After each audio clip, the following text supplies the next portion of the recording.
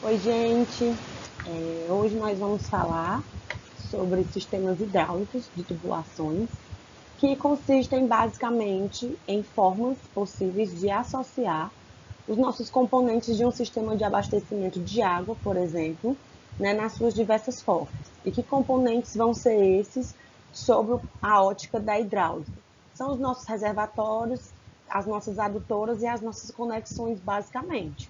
Além disso, a presença das nossas máquinas hidráulicas, que aqui a gente vai dar foco para as nossas bombas, né, que a gente já viu anteriormente, que as bombas vão ser aquelas que vão dar energia ao nosso fluido quando ele não tiver energia suficiente para conseguir vencer a perda de carga necessária que a gente vai ter por toda a nossa tubulação. Então, hoje a gente vai ver algumas formas de fazer essas associações desses sistemas hidráulicos de tubulações, tá? A partir de agora. Então, a primeira coisa que a gente vai estabelecer são algumas propriedades geométricas, né, que são estabelecidas a partir da relação entre a perda de carga unitária e a declividade da linha piezométrica. Só lembrando, a linha piezométrica é aquela que é formada em um escoamento a partir das somas da cota geométrica com a cota de pressão, né? Então, a gente tem que a cota piezométrica de um escoamento vai ser igual à carga de pressão dela mais a cota geométrica. Então, essa cota piezométrica aqui, o conjunto dessas cotas piezométricas vão formar o que a gente chama de linha piezométrica. E a linha piezométrica vai ser, então, o conjunto, né, a associação de todas essas cotas piezométricas em cada ponto do nosso escoamento. Então, o que é que a gente vai ter aqui? A gente tem um escoamento em um tubo, né? E então a gente tem o ponto A aqui e o ponto B. Entre eles, eu tenho acontecendo aqui, eu tenho um escoamento que acontece de A para B. Então, no ponto A, eu tenho esse valor de cota piezométrica, no ponto B, eu tenho esse valor de cota piezométrica inferior. A diferença entre eles, né, entre essas duas cotas piezométricas, a gente chama de perda de carga, que é a nossa perda de carga disponível aqui no nosso sistema. É a nossa perda de carga. Então, essa perda de carga, ela é a diferença entre a cota piezométrica em A e a cota piezométrica em B, considerando o escoamento com velocidade constante. Por quê? Porque eu não tenho variação do meu diâmetro. O diâmetro de A aqui é o mesmo diâmetro de B, tá certo? Então, deixa só eu apagar aqui para poder concluir. Então, o que é que a gente tem? Essa variação, essa perda de carga, ela acontece e eu tenho também, né, a declividade dessa linha piezométrica. O que seria essa declividade da linha piezométrica? Seria aqui esse ângulo alfa que a gente tem bem aqui, ó. A linha AC, ela é a linha relativa ao plano horizontal, né? Ela é paralela ao plano horizontal de referência. Então, eu tenho aqui que a linha AC, ela é paralela,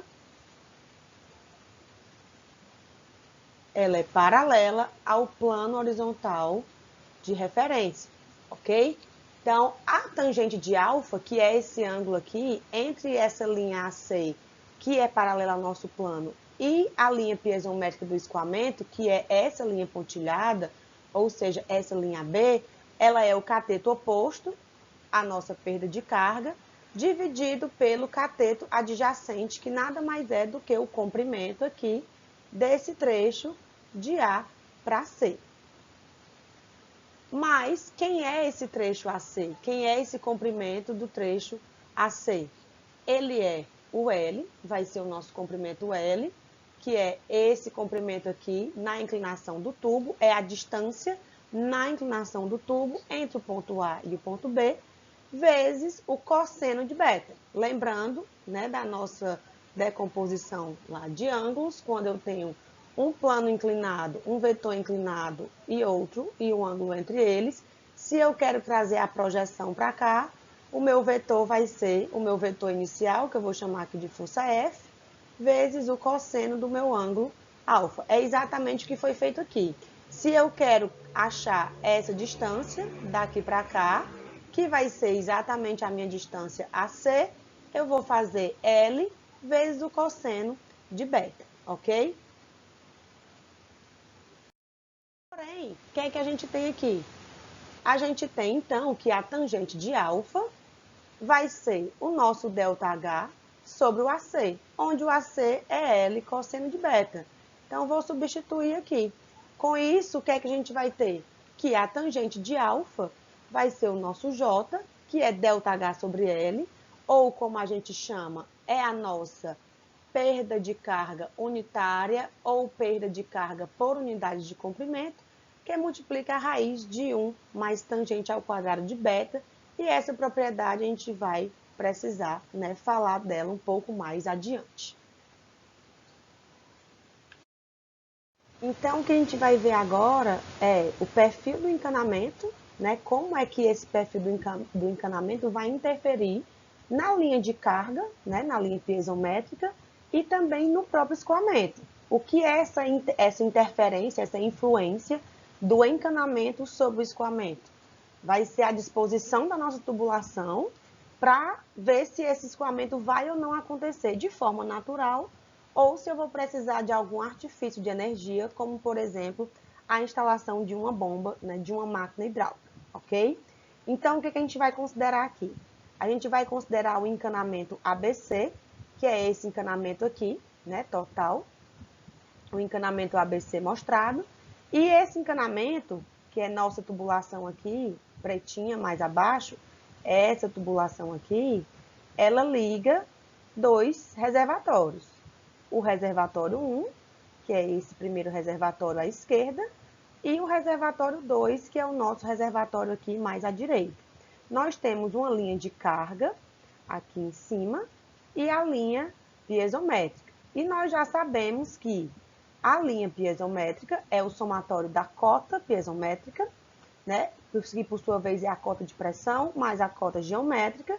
E se a gente somar a cota piezométrica mais a carga cinética, que é o nosso V2 ao quadrado sobre 2G, a gente vai ter o que a gente chama de linha de energia ou linha de carga do escoamento. Então, a linha de carga vai ser o somatório da nossa linha piezométrica com a parcela cinética, que é o nosso V2 ao quadrado sobre 2G. Então, a partir daqui, a gente vai fazer algumas considerações. Né? O que é que nós temos aqui nessa figura, nesse escoamento? Nós temos o nosso plano horizontal de referência, está bem aqui ele. A partir dele, eu estou medindo as minhas cotas geométricas, ZA e ZC, que é onde se encontra o meu reservatório 2. Aqui, a gente tem as nossas cotas de pressão. Ficou um pouco escuro, vou mudar aqui a minha cor. Então, eu tenho aqui a minha carga de pressão, PA sobre gama, e a minha carga de pressão lá na borda do meu reservatório 2, PC sobre gama. Essas cargas de pressão, né, PC sobre gama e PA sobre gama, se encontram bem no nível do nosso nível da água, né, bem junto com o nosso nível da água, que o nível da água está bem aqui, e o nível da água está bem aqui. E a gente tem a nossa linha de carga, que nada mais é do que o somatório dessa linha piezométrica, que vai de um reservatório até o outro, né, da borda do nível da água do reservatório A até a borda do nível da água do reservatório B, mais a carga cinética de energia. Então, esses são os componentes da nossa tubulação. E aqui na nossa tubulação, ABC, nós temos o ponto B, que é um ponto intermediário aqui entre os nossos reservatórios. Temos ainda um piezômetro, né, que foi instalado aqui no meio, e esse piezômetro ele é capaz de medir a nossa cota piezométrica em qualquer ponto. Percebam que toda a coluna que está abaixo da linha piezométrica está preenchida de preto e a parte que está acima está aberta para a atmosfera. Então, o piezômetro ele mede diretamente a carga piezométrica, a cota piezométrica do nosso escoamento, tá?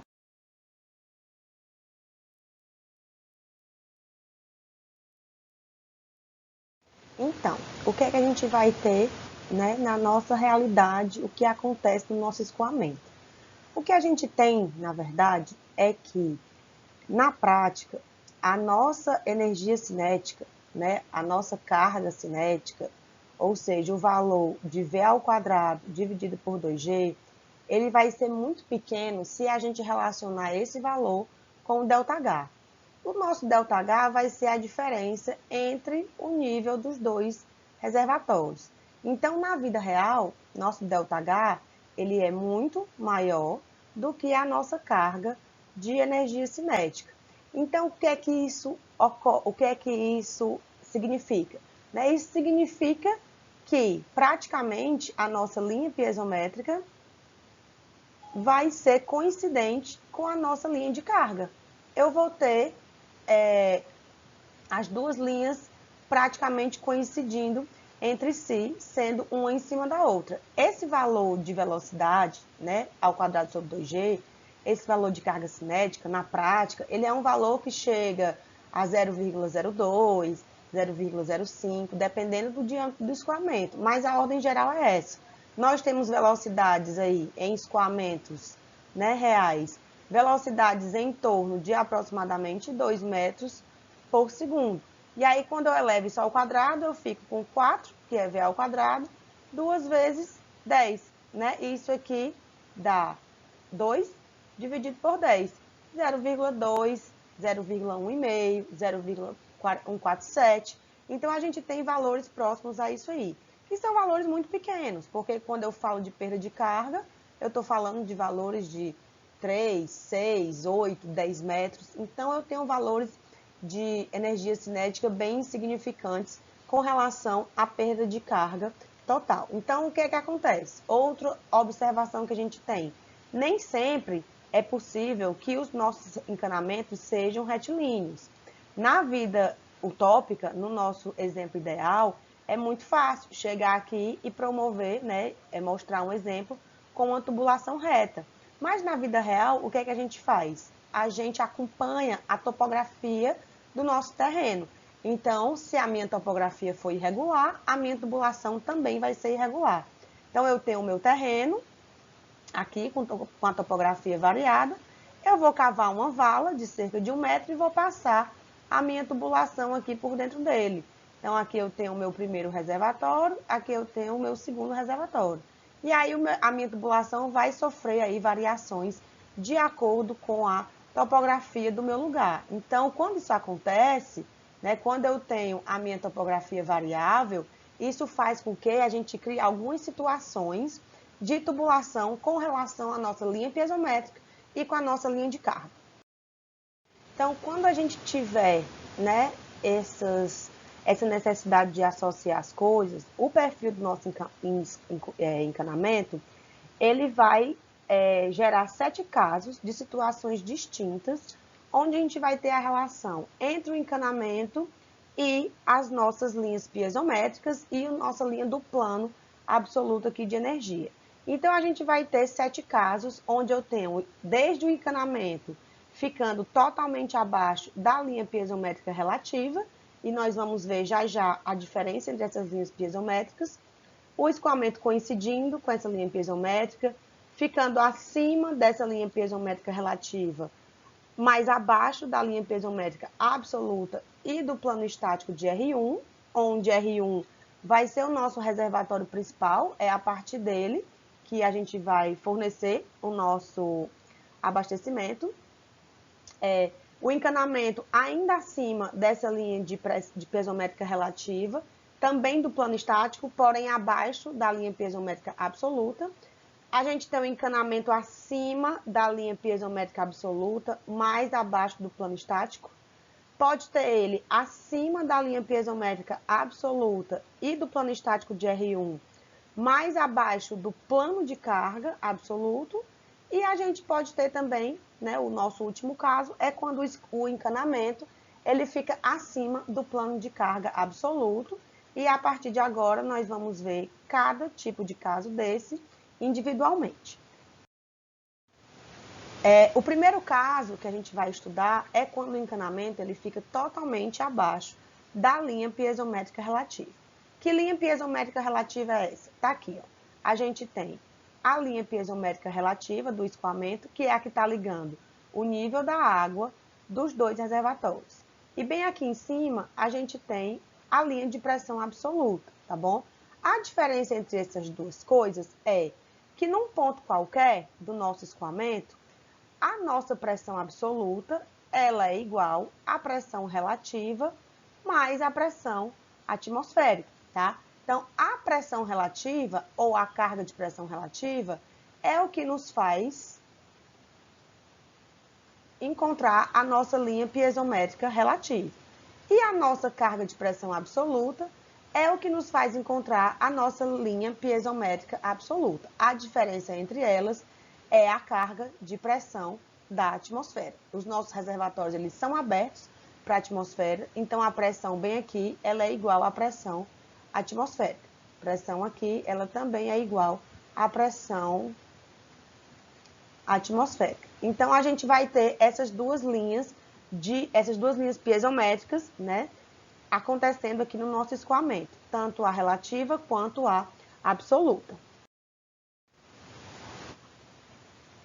Então, nesse caso, nesse tipo de escoamento, o escoamento ele vai acontecer sem problemas, tá? Não vai ter nenhum problema de escoamento aqui, e a vazão programada para ele vai ser assegurada. A vazão calculada vai ser assegurada no meu escoamento. Eu não vou ter nenhum problema com esse escoamento no primeiro caso, que é quando a minha tubulação ela está totalmente abaixo da minha linha piezométrica relativa. Então, eu vou ter os pontos de pressão máxima, de carga máxima de pressão, que vai ser aqui nesse caso do ponto P, e vou ter pontos de mínimo também, que vão ser os pontos mais altos aqui do meu escoamento, né? Tanto o ponto de máximo quanto o ponto de mínimo. O que é que importa?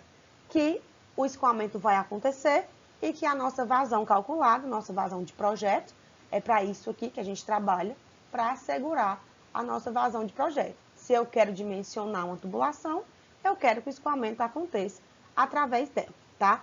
Então, nesses pontos altos, como por exemplo o ponto B, a gente pode fazer uso de alguns artifícios, né, de algumas conexões, para garantir que eu não tenha o acúmulo de ar, né, nessa voltinha que o escoamento vai fazer.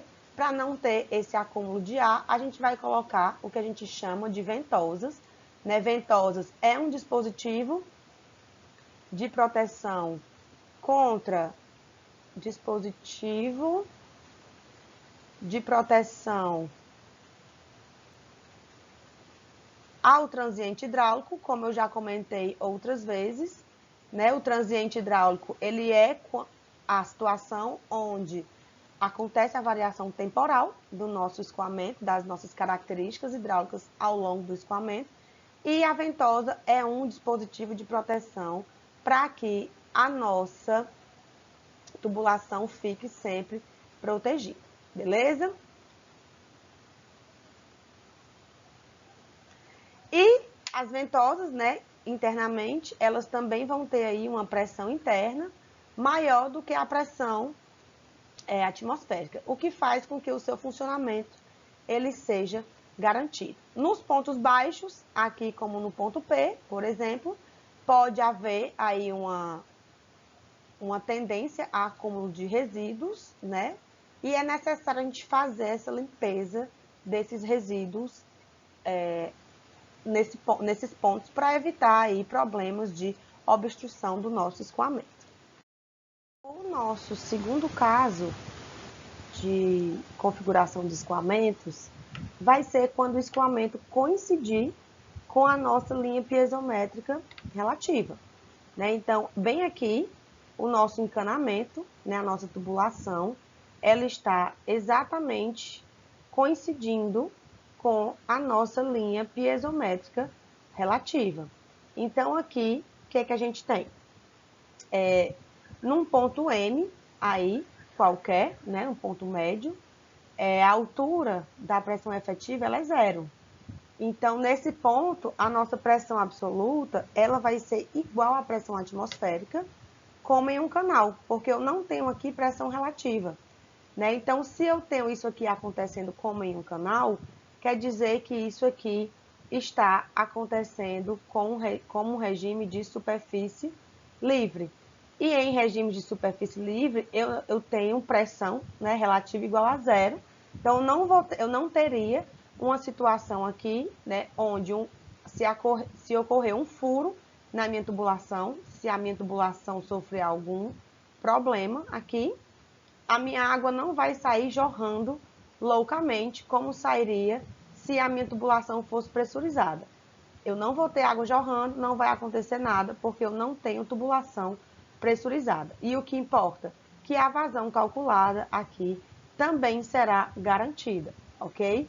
Então, a nossa vazão, ela vai ser garantida, nossa vazão de projeto, ela será garantida, e eu não tenho um escoamento pressurizado dentro dessa tubulação. O meu escoamento, ele se resume praticamente a um escoamento em superfície livre. O nosso terceiro caso, ou a nossa terceira configuração, ela acontece quando a gente tem o nosso encanamento acima da nossa linha piezométrica relativa. Tá aqui nossa linha piezométrica relativa. E abaixo da linha piezométrica absoluta e do plano estático de R1. O que seria esse plano estático de R1? O plano estático de R1 vai ser aqui o plano, né, que marca o limite de cota piezométrica máxima lá do nosso nível do reservatório R1, que é o reservatório que abastece, né, todo o nosso sistema. Então, o nosso reservatório ele tem um nível mais alto. Nesse nível mais alto, eu tenho aqui o meu nível de cota máxima. Quando o meu reservatório está lá, nesse nível máximo, ou quando ele está cheio de água, eu digo que isso aqui, né, que essa distância é o meu plano estático de R1, ok? Então, nessa configuração, a minha tubulação ela vai estar passando abaixo da minha linha piezométrica absoluta e abaixo do meu plano estático. Porém, ela está acima aqui da minha linha piezométrica relativa. E o que é que a gente vai ter aqui, então? Né? A gente tem, lembrando que a nossa pressão absoluta, nossa carga de pressão absoluta, é a carga de pressão atmosférica menos a carga de pressão relativa. Porém, essa pressão relativa, ela vai ser menor do que zero. É uma pressão relativa negativa. Com isso, né, a nossa pressão absoluta, então, ela vai ser menor do que a pressão atmosférica. E aí a gente vai ter alguns problemas aqui. Como, por exemplo, aqui no nosso trecho EFG, por eu ter uma pressão absoluta menor do que a pressão atmosférica, essa minha água aqui, ela tende a vaporizar. Ela tende a encontrar a nossa pressão de vapor. E quando a nossa água vaporiza, quando a água cria, né, bolhas de vapor aqui nessa região, aqui no meu trecho mais alto, eu crio bolhas de ar. O que é que eu vou ter? Eu tenho aqui a minha tubulação e aí a minha água ela estaria escoando. Porém, eu vou ter uma pressão absoluta negativa e eu vou ter a minha água aqui evaporando, né? O vapor d'água aqui formado porque a água se aproxima da pressão de vapor. Então, essas minhas bolhas de vapor de água, elas vão se aderindo aqui à minha superfície. E quando a minha água vier, ao invés de passar por toda a minha superfície, como ela estava programada, ela vai passar apenas por um trecho da minha seção, o que vai acabar reduzindo o meu escoamento, tá? Então, uma das saídas para a gente conseguir garantir a nossa vazão de projeto aqui é instalar uma bomba que succione essas bolhas de ar, é retirar essas bolhas de ar através de uma bomba. Mas isso complica muito a minha instalação. Então, existem outras alternativas, como, por exemplo, mexer nos nossos diâmetros, que vocês vão ver nos próximos slides. Aí vão dar uma lida nessas outras alternativas possíveis para que a gente consiga garantir o nosso escoamento aqui, tá? No caso 3, que é quando a gente tem a pressão absoluta maior, do que a pressão atmosférica, por conta de uma pressão relativa negativa.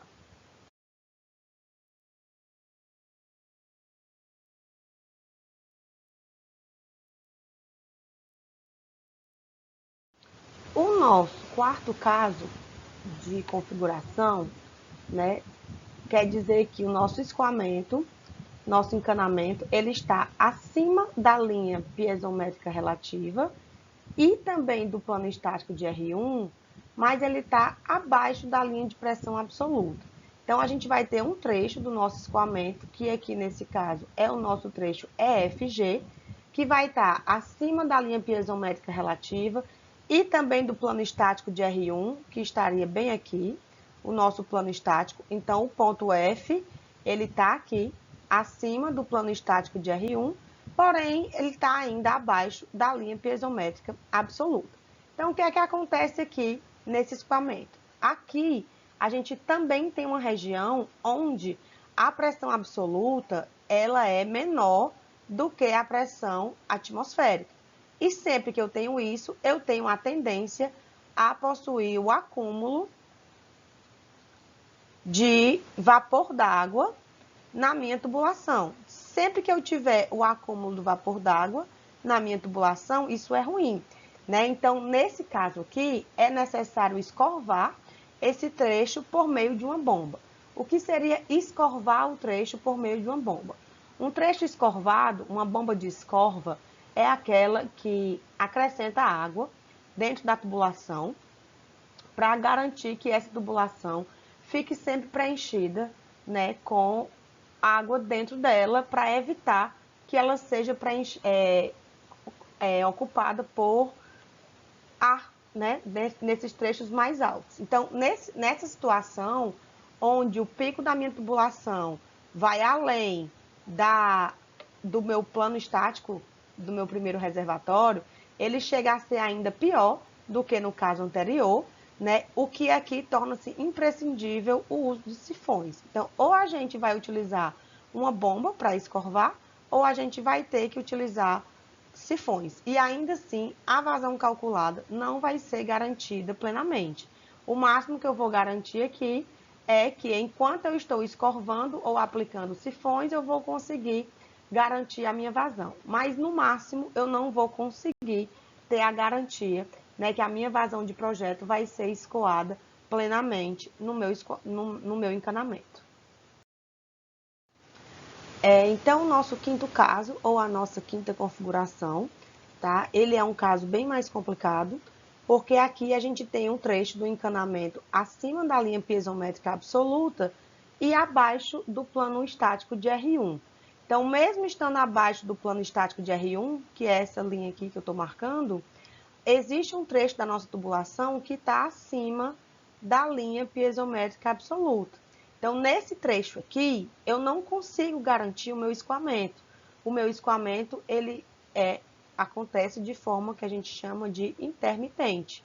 O escoamento intermitente é aquele que fica sendo intermitente, que ele fica sendo interrompido, né, em algumas vezes durante a sua vida. Então, assim, como eu não consigo garantir, por que eu não consigo garantir? No caso passado, no quarto caso, a nossa pressão, a gente tinha um caso de pressão absoluta maior do que a pressão atmosférica. Aqui, eu nem tenho a minha pressão absoluta maior do que a minha pressão atmosférica, nem menor. Ela nem é positiva, nem é negativa. O que acontece aqui é que nesse ponto F, onde eu tenho o meu ponto mais alto, eu tenho a minha pressão de vapor. Então, aqui, excepcionalmente nesse caso, lá no caso passado, a água tendia a chegar nessa pressão de vapor. Então, eu poderia ou não ter essas bolhas acumuladas. Aqui, na pressão de vapor, a minha água todinha vai virar vapor d'água. Então, quando eu virar vapor d'água, eu vou ter aqui o acúmulo de ar e aí eu vou ter intermitência no meu escoamento. Nos próximos slides, vocês vão ler a resolução hidráulica desse tipo de situação, tá? Para poder tomarem conclusões mais corretas se algum dia se depararem com essa situação na vida real. Mas de antemão, no quinto caso, a gente não consegue garantir o escoamento na nossa tubulação, no nosso encanamento.